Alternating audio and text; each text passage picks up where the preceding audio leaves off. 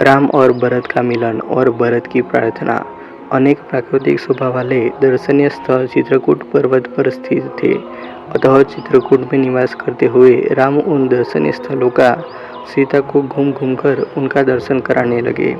भांति भांति की बोली बोलने वाले पक्षियों, नयनाभिराम पर्वतमालाओं तथा उनकी शिखरों, विभिन्न प्रकार के फलों से लदे हुए वृक्षों को देखकर सीता अत्यंत प्रसन्न हुई। ऐसे ही जब एक दिन राम प्राकृतिक छटा का आनंद ले रहे थे, तो सहसा उन्हें चतुरंगिणी सेना का कोलाहल सुनाई पड़ा और वन्य पशु इधर उधर भागते हुए दृष्टिगत हुए। इस पर राम लक्ष्मण से बोले, हे सुमित्रानंदन, ऐसा प्रतीत होता है कि इस वन प्रदेश में वन्य पशुओं के आघात हेतु किसी राजा या राजकुमार का आगमन हुआ है। हे वीर, तुम जाकर इसका पता लगाओ। लक्ष्मण तत्काल एक ऊंचे साल वृक्ष पर चढ़ गए और इधर उधर दृष्टि दौड़ाने लगे।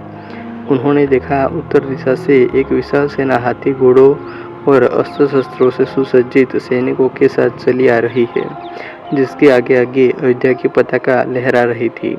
तत्काल ही लक्ष्मण समझ गए कि वह अयोध्या की सेना है। राम के पास आकर क्रोध से कांपते हुए लक्ष्मण ने कहा, भैया, कैकेयी का पुत्र भरत सेना लेकर चला आ रहा है।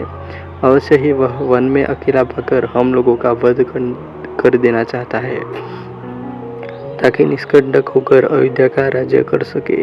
आज मैं इस षड्यंत्रकारी भरत को उसके पापों का फल चखाऊंगा। भैया चलिए, कवचों से सुसज्जित होकर पर्वत की चोटी पर चले। राम बोले, सौमित्र, तुम ये कैसी बात कर रहे हो? धनुष तानकर खड़े होने की कोई आवश्यकता नहीं है। भरत तो मुझे प्राणों से भी अधिक प्यारा है। भला भाई का स्वागत अस्त्र शस्त्रों से किया जाता है? अवश्य ही वह मुझे अयोध्या लौटा ले जाने के लिए आया होगा। भरत में और मुझ में कोई अंतर नहीं है, इसलिए तुमने जो कठोर शब्द भरत के लिए कहे हैं, वे वास्तव में मेरे लिए कहे हैं। स्मरण रखो, किसी भी स्थिति में पुत्र पिता और भाई भाई के प्राण नहीं लेता। राम के भत्सना के भरे शब्द सुनकर लक्ष्मण बोले, हे प्रभु, सेना में पिताजी का श्वेत छत्र के नहीं है, इसी कारण मुझे यह आशंका हुई थी। मुझे क्षमा करें। पर्वत के निकट अपनी सेना को छोड़कर भरत शत्रुघ्न राम की कुटिया की ओर चले। उन्होंने देखा, यज्ञवेदी के पास मृगशाला पर जटाधारी राम वल्कल धारण किए बैठे हैं। वे दौड़कर रोते हुए राम के पास पहुँचे। उनके मुख से केवल हे आर्य शब्द निकल सका और वे राम के चरणों में गिर पड़े। शत्रुघ्न की भी यही दशा थी। राम ने दोनों भाइयों को पृथ्वी से उठाकर हृदय से लगा लिया और पूछा, भैया, पिताजी तथा माताजी कुशल से है न? कुलगुरु वशिष्ठ कैसे है? तुमने तपस्वियों जैसा वल्कल क्यों धारण कर रखा है? रामचंद्र के वचन सुनकर अश्रुपूरित भरत बोले, भैया, हमारे परम तेजस्वी धर्मपरायण पिता स्वर्ग सिधार गए।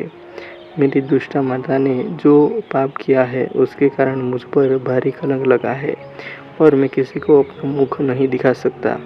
अब मैं आपकी शरण में आया हूँ। आप अयोध्या का राज्य संभाल कर मेरा उद्धार कीजिए। संपूर्ण मंत्रिमंडल, तीनों माताएं, गुरु वशिष्ठ आदि सब यही प्रार्थना लेकर आपके पास आए हैं। मैं आपका छोटा भाई हूँ, पुत्र के समान हूँ। माता के द्वारा मुझ पर लगाए गए कलंक को धोकर मेरी रक्षा करे। इतना कहकर भरत रोते हुए फिर राम के चरणों पर गिर गई और बार बार अयोध्या लौटने के लिए अनुनय विनय करने लगे। कहानी अच्छी लगी हो तो ऐसे ही और कहानियों के लिए वीडियो को लाइक, कमेंट और शेयर कर दीजिएगा।